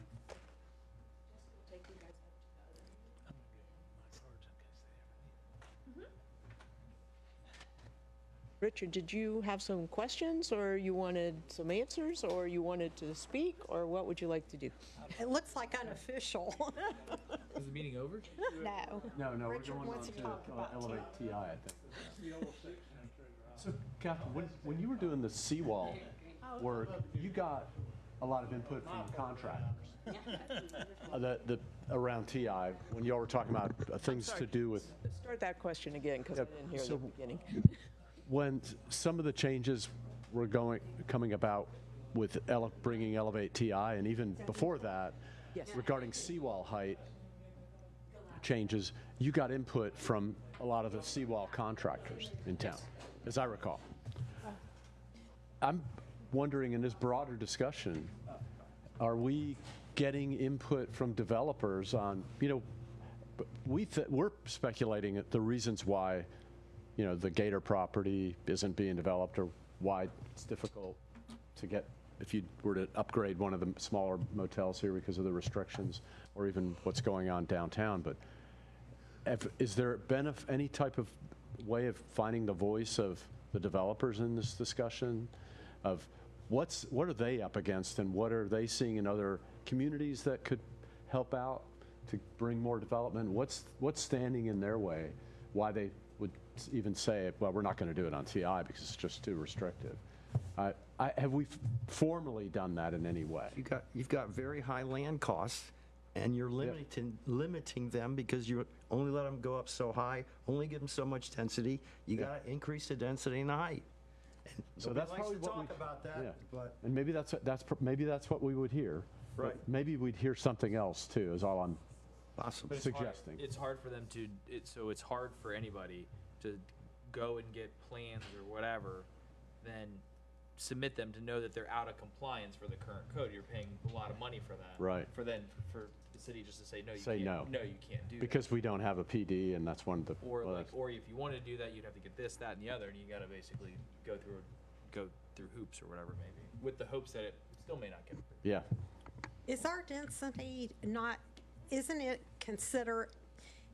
we're considering density or having density restrictions because of infrastructure though too, because you got to remember, the more units of anything in population you Right, have on it's here. water and sewer. You've got, yes, water and sewer, and that's some really big things. The electric probably isn't nearly as bad, but the water and the sewer and the pump stations that we already have, and, you're talking about a magnitude of money. Actually, our water and sewer system's in great shape. I will tell you where it is in bad shape.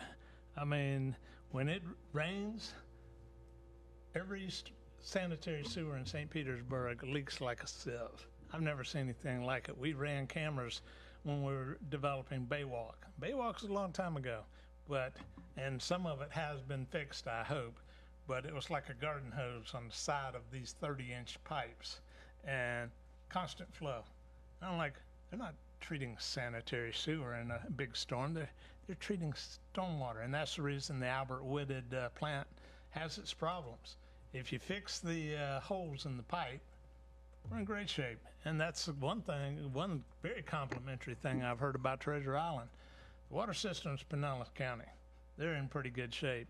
The sewer system out here, except for some of the laterals, have been lined. The sanitary sewer manholes have been lined. It's actually in good shape, except for the laterals. When they go out to a building, they're kind of hard to inspect, and unfortunately we'll have one collapse every once in a while and hell will break loose, but it has been happening. Do we have time to I've been doing a lot of talking about Elevate TI, and I'd like to bring the board and staff and everybody up to date on it if I could.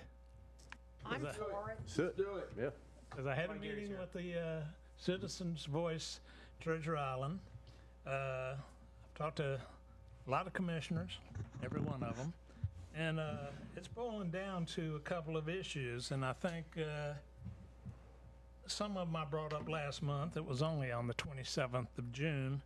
But anyway, everybody has this idea that this ordinance is trying to force people out of their houses. It's not.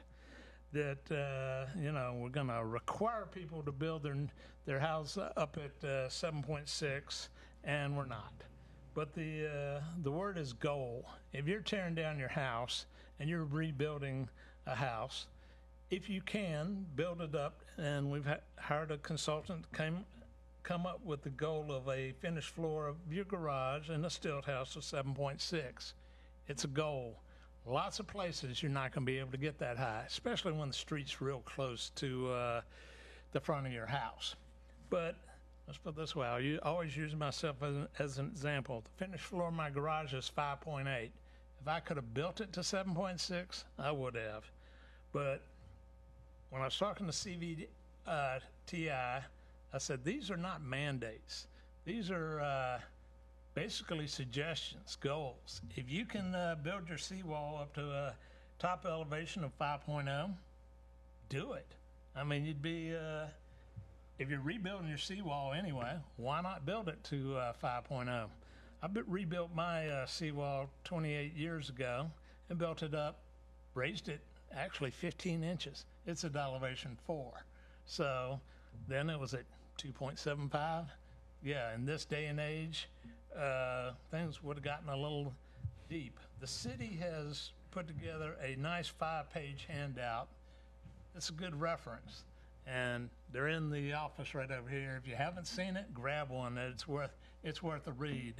But once I explained that to the CVTI guys, they seemed pretty happy with it, that we're not trying to mandate things. All right. I thought it was a mandate. No. I thought the concept was if you can do it, you need to do it. You're It making it depends on sound your like lot. it's totally optional. It is. It's not optional. It's a goal. Okay. So what a goal. What but- the mandate says is you got to look at every site on a case-by-case basis. Right. You may not be able to get there, but if you can, you do. Right. So if it you can is get there, a goal mandate. if you get there, you're required to do it. If you can. That's not what you're saying. You are not required to do it. It that's what says she goal. just Just said that. No. Yeah, and I disagree. Parts of it are to be That is codified. not what that document says. It says goal. That's the goal. So you do the calculations and you come in for a permit and you show the city what you can do. we have to send that out to our engineering consultant, make sure that that's true. That's the best you can do. If that's the best you can do on your site, that's what you But do. if they come back and your guy says, hey, no, you can get up here. You and here's could if go do it, higher if you have to do the it. X So and Y. This is not an optional thing. I mean, Yeah. if we want to change that, that's great, but from what I've been hearing from you is it's not optional. That was my understanding also. So, Well, once again, I think the misunderstanding is a little bit, from what I'm hearing, is a little bit different. They're saying every house is going to be 7.6, every seawall is going to be 5.0. Right. And we know in the real world Exact- I that's get not that, but possible. it's- well, that's what I just explained, that if the road out in front of your house is at 3 and you're only got a 10-foot setback, yeah, you can't get to 7.6. You can only get to 5, and you're going to have a 20% driveway. But the situation is, I got this pushback from people don't like being mandated that I got to go to 7.6. Well, and I'll say what I said to them. If you don't, you're incredibly short-sighted. Because why would you not if you could? You know? But they don't want the mandate of, yes, you will do this. but it is a mandate. But the mandate It's is a that. mandate if it can be done, right? So you're kind of It's misleading mandated that you go through the process. That you try to get there. Yeah, Yes. you got to go through the process. That's and the that's a process says mandate. You can get to the X. Yeah. That's where you got to Well, go. I guess But that doesn't No, mean it doesn't. I don't think it means that. Sorry, I don't think it means the way I've read it. It's mandated that you go through the process. The process might say that you could go as high as another 3 feet, but you optionally you could just go to 1 foot if you wanted to. That's what I thought. Jesse, can you grab a couple of those We need to handouts? clarify that Yeah, because 'cause that's not what I've heard this whole time from you. What I think just that think some of the people, when they're talking about it, they're thinking that that the mandate is that you have to do it now, and so how am I going to elevate my slab house? Well, and that's not a true scenario. If you have something and we have and FEMA's instilled and we have to rebuild, that's when it becomes a mandatory up. We try to get to the 7.6, but if your lot, because of the elevations and that type of thing and the size of it, doesn't allow you to get to that, then if we can get to 5'4", then that's what we want you to build at, because you can't get to 7. If you can get to 12 for your garage floor, which nobody here will be able to do, but I mean, if your lot allowed it to, we would encourage that, but the mandate at that point would have only been the 7.6. But the Now, that's the way I The understood all mandate of is it. if you're building new is what we're talking about. We're not talking about An take your existing. existing house and raise it. That's Right. not what we're talking about. Right. We're just saying if you're going to build, you're mandated to get to the highest level that you can, consistent with all the things that the way you want it done. If you can get there, you need to get there. Mm-hmm. You don't have an option. I will get that 5-page handout, but that was the problem, Marvin, is these guys are like, well, we don't want to be mandated. We don't want to be told what to do. And my comment back to them is, it's a goal, and if you don't do it, if you could do it, you're very short-sighted. I mean, Yeah, it's, for the water. But are they thinking that you're telling them you've got to take your existing house and raise it? Okay, well, the thing is, you don't have to do anything. but there is I get it. I understand that. But the situation is, if you're getting flooded 3 times in the last 3 years, definition of insanity is doing it all. So do something. Right. Either tear down your house and build a new one, or raise it. I think this is something that I would like to see when it comes to the whole Elevate TI thing. Is I would like to see a couple of properties that we're all aware of, commercial, maybe 1 or 2 residential, that we can see to where someone actually shows us this house is where it's at today. It gets bulldozed, and then Elevate TI comes in and you show us exactly how it impacts that. But like a visual, not us just looking at words. No. We have some. Got a couple of I'm those talking about almost from the ready side, to go. like, Yeah. something where, Site plan. something where we can see the houses next Yes. to them that are lower to say, okay, well, they are going to have to, item B, they're going to have to raise their fence because this has come up, or they have to put a retaining wall. Same thing. My biggest thing is like in the downtown area or whatever. But like, let's take the area. Some of these lots are extremely small. Like if you look next to the car wash, that's a perfect example of how, okay, do they have to put in? I would like that property alone to be including the example, because Do they have to meet a certain impervious surface ratio, which we talked about? Do they have to put in a drainage pond? Do they have to have handicapped access? Okay, so now if it's raised, does the ramp have to go in different? I mean, you're basically funneling what could actually go there, and I think signing up for something could potentially hurt that. Does that make sense? Where it's like, I think what you're saying makes sense. like to All being right. able to see it, or even like right here, like you take this property. I'm not saying that it's going to happen, but if they wanted to put a fire department right here, Get it. how does the Elevate TI impact Affect that. the neighboring properties, the roads, things like that? I think if we saw it, I think it would just be a lot easier. You know, I think we've got some videos coming, so very Okay. soon, and I just think the be visual, happy to show I that. just think Yeah. not having the visual is concerning as well as. And I wanted to answer Chris's question. So I'm still looking. I want Yes. to get to the bottom of this too. So have I interpreted this incorrectly? That the correct way to interpret it is that the entity goes through the TI process. Yes. And the recommendation that comes out of the TI process says we could adjust your maximum lower floor to 7 feet. Then by that, it's codified, or if that's the right way to say it, that you shall then design to that. Yes. Well, that's if pretty that mandatory to me. engineering evaluation What you were saying, shows that you sounds can pretty get mandatory to me. Yes, if you we're confused about this, the public's got to be confused. So somehow you need to figure out how to clarify this so it's clear. And I think the word that's a problem is goal, and how you're using it, and then people are interpreting it differently than. I'm getting the opposite feedback, which is that people say, oh, every house has to be the same. And that's what I'm trying to say. It can't It's a be. goal I understand in that that. your house may not I be able to get understand that there. part. So, but I think we're confused. I take that to heart, and we will add that to our If somebody, quick facts memo. if somebody tears down a house, Yes, single family residence, Yes. it's bulldozed. yes, When they submit their plans, yes.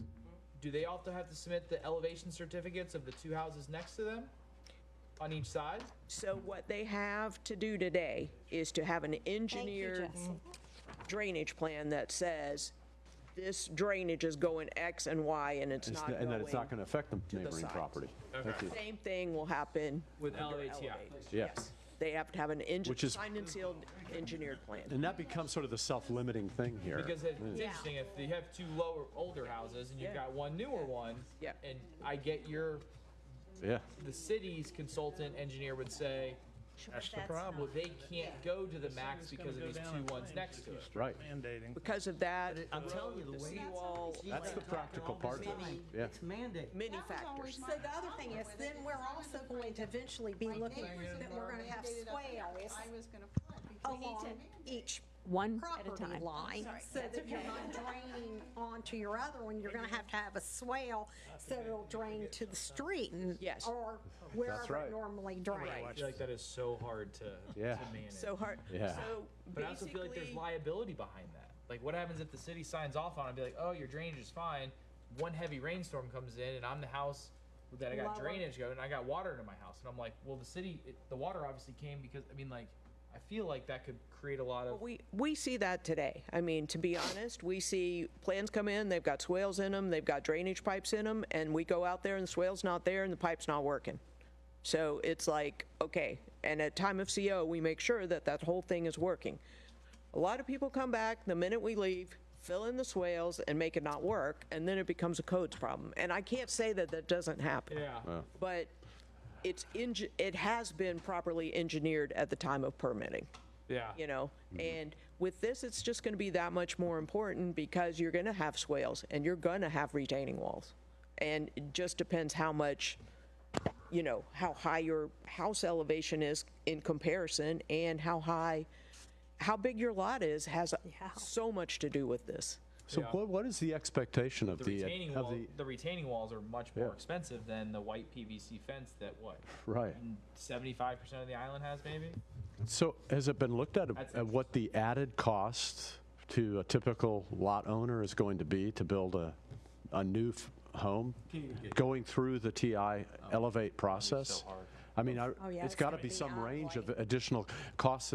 They're going through some additional engineering on this, correct? The thing is, Chris, The only expense is the retaining walls down each side. Dirt is cheap. And believe me, when I say that if you can raise your house and you don't, shame on you. Because, But- you know, situation is. And I'm bringing this up because maybe it was a naive question, but I think it's a question that other citizens are going to ask of whether they should agree to, you know, sign on to TI, elevate TI or not. A lot of people would think, hey, this is going to cost another $100,000 to do this house, And and it may be only 10. one of the people know. at CVTI is getting ready to build a house, and he's saying, you know, by the time I adjust my dock, adjust my seawall, put retaining walls down each side, haul in a bunch of dirt, yeah, I'm looking at 200 grand. He used the number 200 grand. Okay. So, but he lives in a very nice lot. It's a great lot because I've seen it. And he's one of the few people on this island that can get to 7.6. And, you know, my comment to him was, okay, you're going to build a $2 million house or a $1 million house, whatever.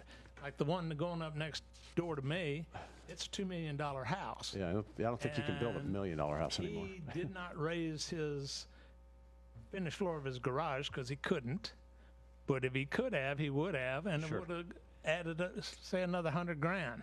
Yeah, I would have done it in a second, yeah. and he would have done it in a second. Well, Well, and just to be to clear, answer I'm not opposed to Yeah. allowing folks to raise their ground floor level, and as a part of this TI, what I am questioning here a little bit is this whole mandatory part.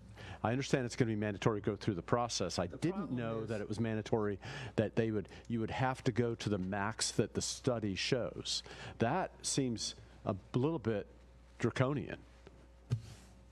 And that's the problem that I kept running into, Chris. I'm just regurgitating what Yeah. people were telling me.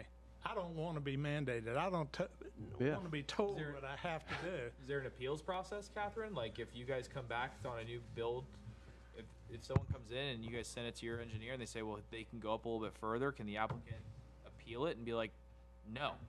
No, it's, all of staff's decisions are appealable, and they come to this board, to the. So we're going to get these things coming to us. Oh, I only wanted to go 2 feet. I want a variance. Their city's telling me I had to go 5 feet. If you don't make it On mandatory, what basis do we? if you don't make it the thing is, mandatory, you Chris. might as well not even do it. Because you've got to get everybody doing it if you want to raise the, I mean, the goal You're is right. in the year, whatever, 2000, 2100. whatever. But that's why you let it be flexible, because over time it will naturally get there. And that's the market thing. will get it. The raising of the roads will be one of the last things that happens. I can't see these roads on this city being raised until the end of the project. Our target date is 2100. No, I get Sorry, it. Nobody's going to make it that long. I get it. I just feel like if you, sorry, but that if the Elevate TI study says I should go 7 feet, I still think as a homeowner, if I want to stay at 1 or go to 2 or 3, let the market decide that. Over 100 years, these homes are going to get elevated, but don't put a mandatory thing that have to raise my house and create swells on each side. I just think it's going too far, honestly. Nobody's going to do it. And they won't have, so then it ends up being an empty lot, Well, right? Let me Well, tell you. or you the stay other- with your old But unelevated if you don't house. have a house, what if the hurricane comes? Right. I could be in that's that position where I have That's to a elevate. whole different situation, and that's the point I wanted to get Yeah, okay. into Sorry. next. Let me change subjects on real quick. Anyway, that 7.6 and the 5.0 was one thing that CVTI and a lot of other folks I talked to were very concerned with, that being a mandate. The other one was if you have a house and it's just an old house and it's worth 100 grand, you want to do $100,000 worth of work to it. Well, the FEMA 50% rule exists. Yep. It's there. So all you can do legally is $50,000 worth of work. You say, well, and I'm going to use Bob Minning as an example because we all know Bob and he's, you know, in his 80s, and this is what he did. He goes, you know, I didn't want to tear down my house, but I wanted to renovate my house. So what I did was I went and got, and just say his house was worth 100 grand. I went and got a building permit for 50 grand worth of work. I went and did 50 grand worth of work. I closed that permit out, And then I came back in and got another second building permit for something totally different. It wasn't finishing the first job. It was like the first job, he put on a new roof and put on some new windows. The second permit, he came in and redid his kitchen. But he had back-to-back permits, and there was no time increment between them. What we were talking about, and this board was initially going to a time increment between permits of 10 years. We were all pretty much saying, nah, that's too long. We were backing off of that down to 5 years.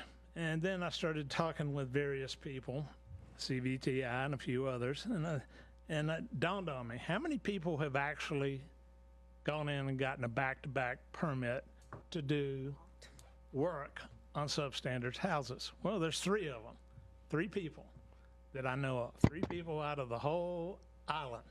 Will it happen? Once in a while, but Steve Yost, Bob Menning, and Ross Sanchez have done it, and that's it. And my question, did you? I've seen a lot of people in our neighborhood do it. Yeah. Oh, my God. It happens all the time. get it done. I saw one that how went, they many- took it to the ground, only left 2 corners and rebuilt it. So that's the thing. But the thing is, it's not being done a hell of a lot. The question is that something that we want to get involved in, saying, oh, we're going to force you out of, you know, if you want to renovate your existing house like Chris did, for instance, if we had a time increment of 5 years between permits, would you have done it and then waited 5 years and done it again? And the answer let me is, clarify that, Richard. It's not 5 years between permits. It's 5 years of all your permits that don't equal half of the value of your structure. well, that's what I'm saying, because But what it's I not described- between. That's only if you pulled a permit of 50%. Exactly. But time. most people in this day and age, it's so expensive. I mean, you can spend 50 grand in a matter of minutes.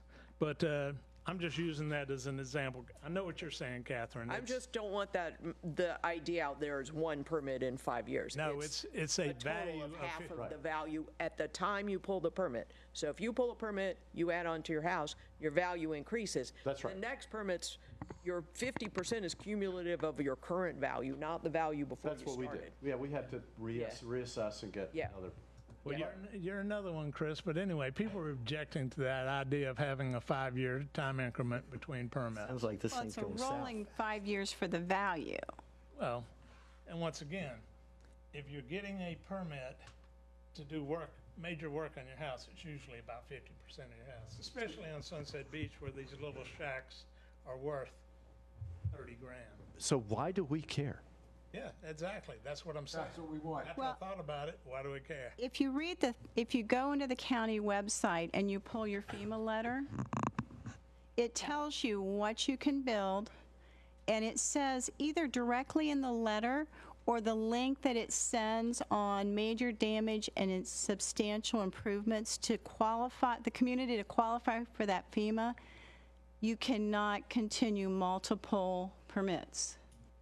Well, that was the point I wanted to make, and I think you just said it for me. If we have a big storm or a major damage to your house, let's say your house just catches on fire and you cannot do multiple permits to get your house back. You have to either raise it or build a new house if it's damaged more than 50%. If your house is damaged 75%, no, you can't come in and do what Ross and Chris did and get multiple permits. You got to do something. Right. You know. So that is off the table. I mean, if we get the big one and we're all damaged out here, we're going to have a lot of raised up houses. You're right. I remember. Those were the 2 issues I continued to run into. Well, in the previous meeting where we were talking about 5 or 10, I was the one that was trying to pitch 0. So I mean, I'm already for that because I lived through it. But I mean, yeah, we could put it back on the table. I thought zero was where it needed to be.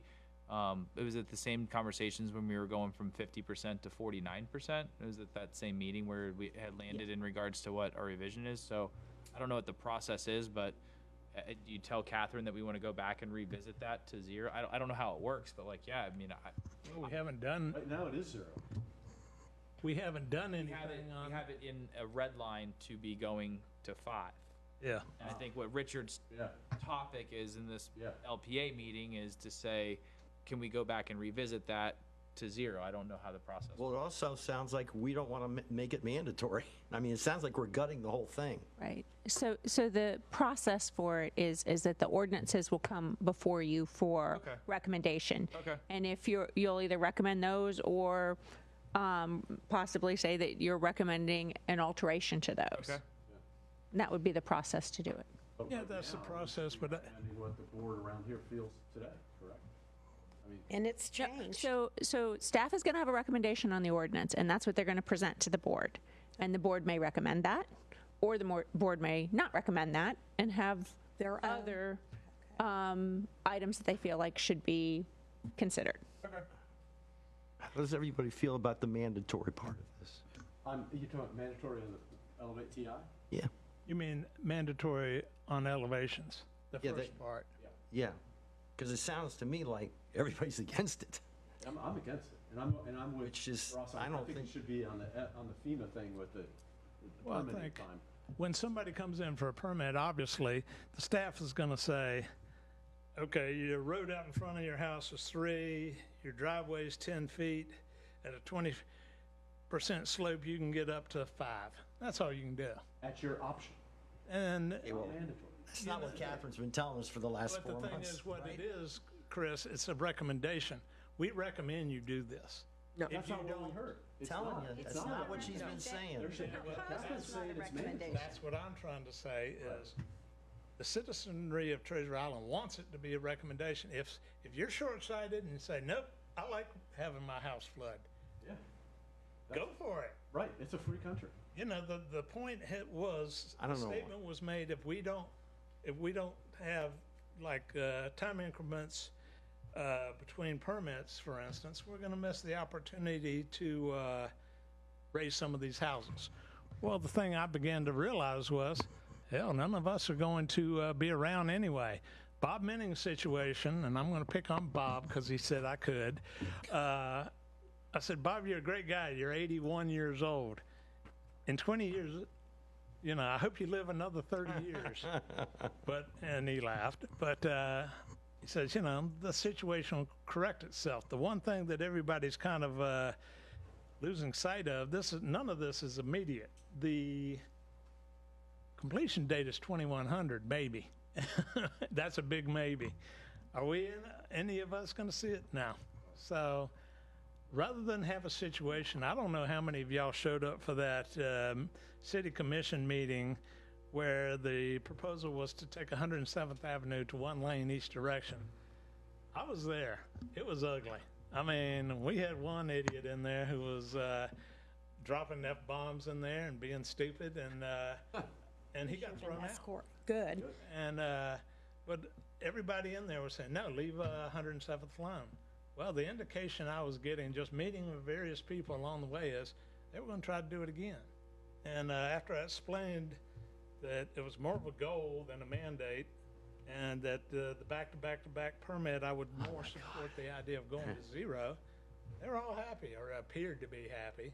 And then we'll get into Treasure Bay, which is another topic altogether. Catherine, do we have an option of saying that we don't want it to be mandatory?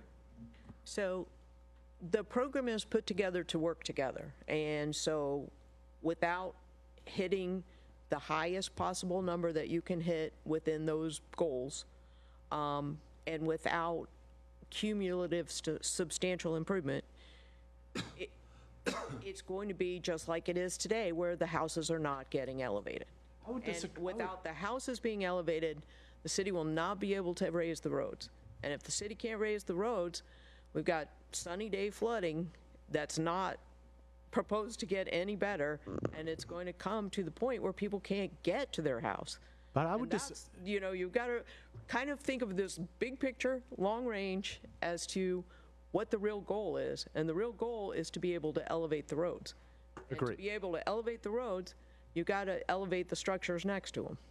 I agree with you about that, and I respect what you're saying in terms of that is the goal, and that, at least in your opinion, is in order to get that done, that you have to make it mandatory. I would just disagree that you can put a program in place that allows people to do something, that encourages them to do something, and then the market will naturally take it that direction without making it mandatory. So, you know, whether one property goes up 1 foot or 2 foot or 3 foot doesn't matter. In the long run, they will all go up because the market will push it that way. But in insurance, there's going to be other factors that's a good one to bring in here. But I don't think you have to take it to mandatory to actually meet your goal, especially given the time frames we're talking about.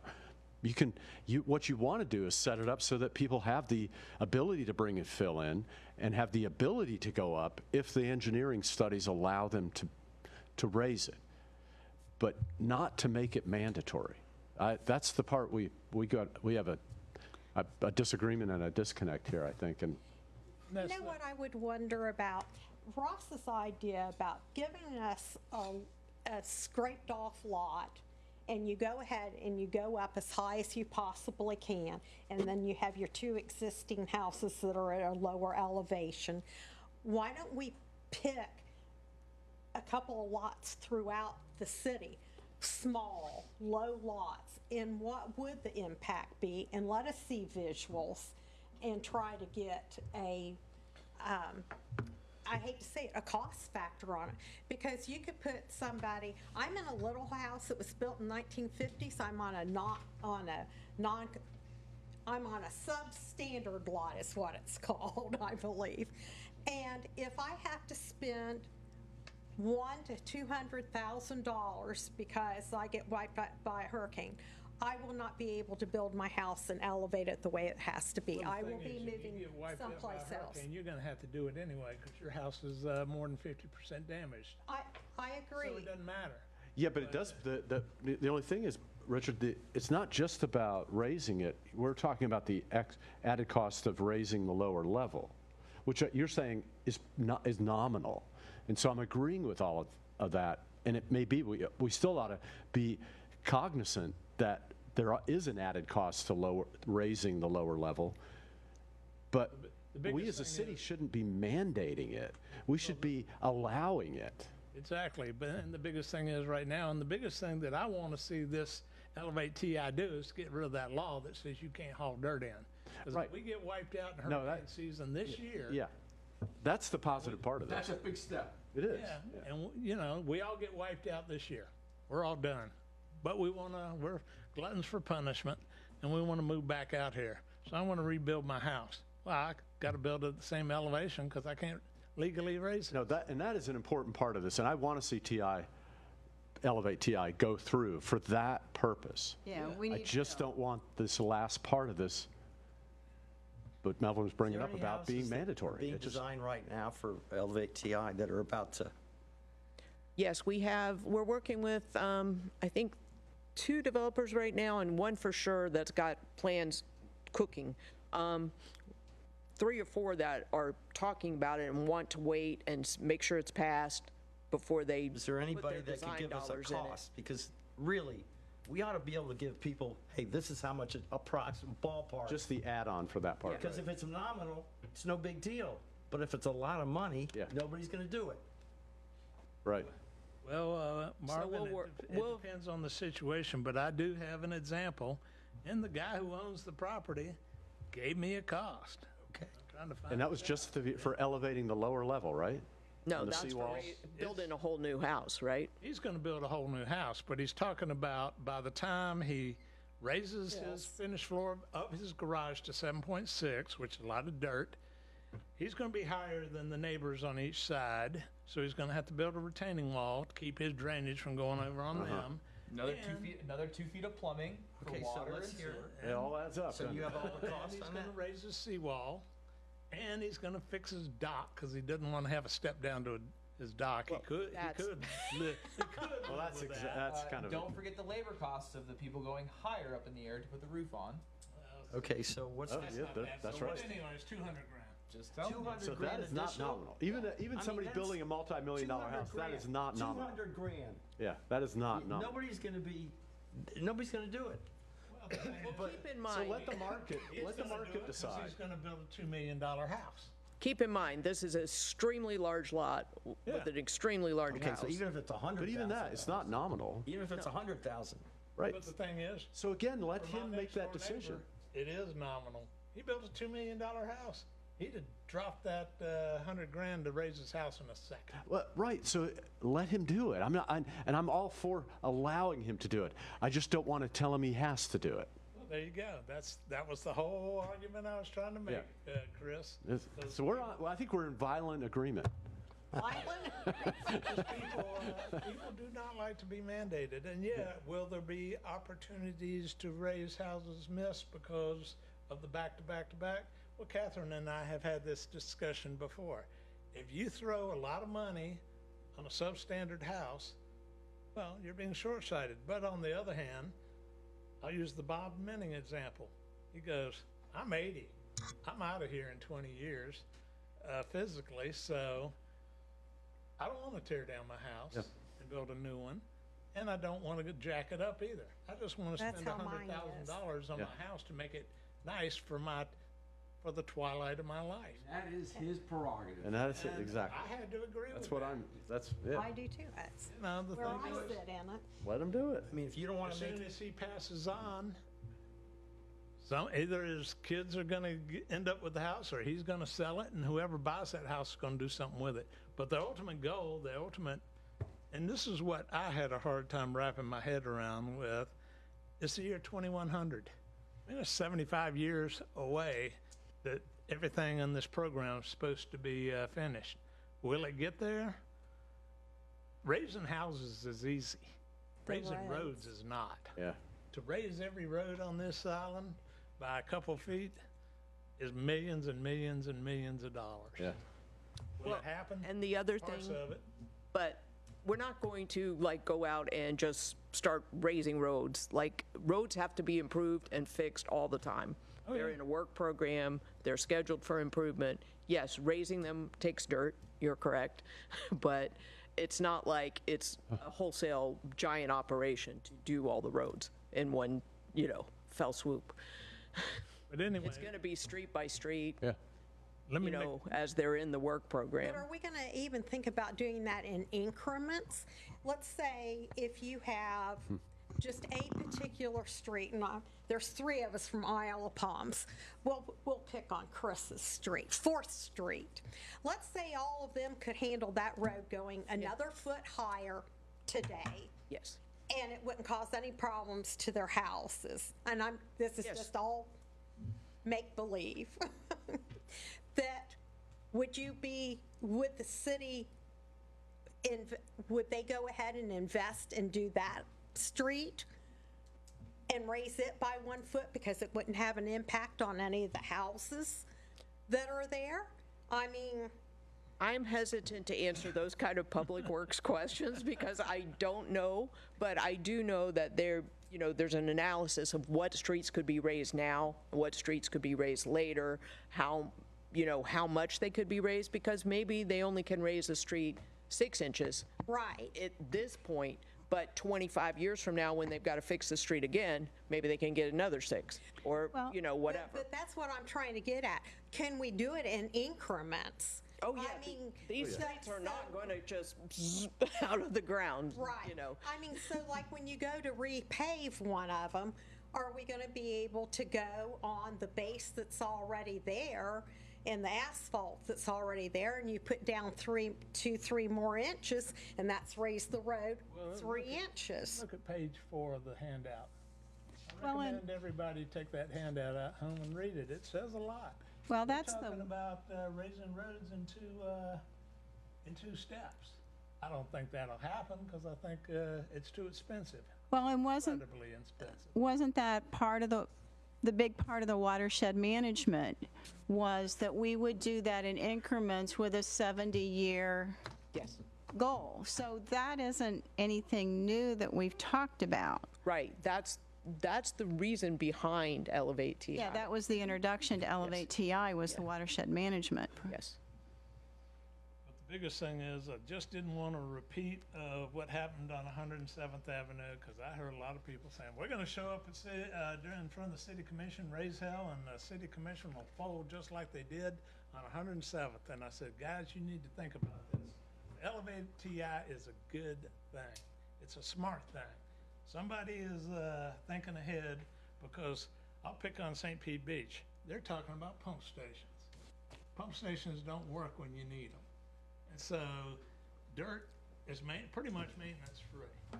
I think this is something we need to work out the kinks and get everybody behind, because I want to be able, whoever buys Diana Craybill's house, to be able to say, hey, I want to raise this thing up to whatever I can raise it to, and do so. But right now they can't. And if city commission meeting turns up, 100 people turn up and raising hell the way they did with 107th, city commission will fold. And folding on 107th, I agreed with. Folding on this, I do not.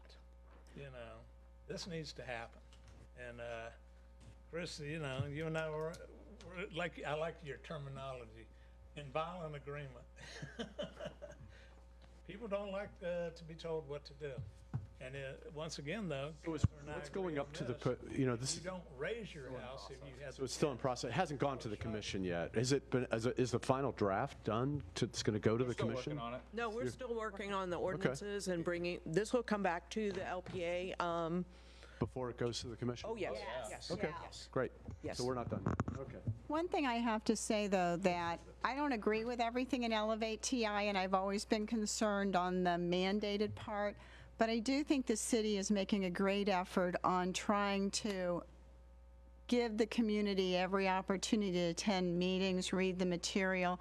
It's not like 107 that a few people got together and talked about it. You're Trying to push that really- message out there. We're going to be much more active on social media going out in the next 2 weeks. In response to Richard's comment at the last LPA, we put together some one-page handouts because a lot of people didn't want to read this 5-page handout. So we put some one-page why Elevate TI? What does cumulative substantial improvement mean to you? So you'll see those coming out in the next few days. Well, and it's on the city's weekly newsletter too, about Yes. the process, website, the TI Yeah, we're trying to get the word out there and make sure that people But right understand now- it. It's been out there a lot, and it's good. But right now, the word is it's mandatory, right? I mean, No, I think we're getting that changed. well, I think we are. I think we will change it probably, but right now, the information she's been sending out, Right. it's been mandatory. Yeah, you're right. And it is. And it is. I don't want You're to smart enough state to that have $1 it's. million to spend on a house, and the city, you have a pre-application meeting with the city, and they say, oh, you can build the finished floor of your garage up at 7.3. And they go, well, I don't want to, but why? Well, with this graph, Richard, I get that. I can't. You guys can argue about it. I'm good. Yeah. all right, Ross. Anyway, we're about done. I think I've hit my main points. I just, Okay. I'm trying to push this thing in the right direction, been blown as you up. well know. Yes. We adjourning? Are we adjourning? Let's see, next LPA meeting, that's on here, so August 15th. So we were going to propose August 15th after the P&Z. Okay for me. So All at right, 1 any- or 2? any other comments that people want to? Gotta stay at 2 o'clock. This 1 o'clock, Nah. we gotta be at 2.